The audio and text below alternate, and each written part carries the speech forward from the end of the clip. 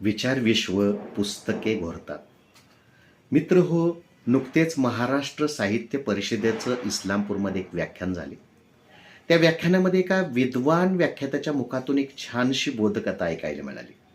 एका चिमणीस घरातून दुपारच्या वेळेस घोरण्याचा आवाज आला, म्हणून चिमणीने खिडकीच्या फटीतून कोण घोरत आहे हे पाहण्याचा प्रयत्न केला, पण तिच्या ते लक्षात आलं नाही. म्हणून तिने ही गोष्ट कावळेदादाला विचारली. कावळेदादा, तुला घोरण्याचा आवाज येतो का रे?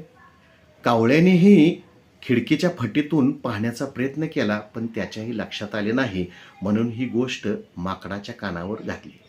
माकडाने काय केले तर आपल्या शेपटीने घराचा दरवाजा उघडला आणि आत जाऊन माकड पाहतो तर त्याला कपाटातूनही खाली पुस्तक पडताना दिसले.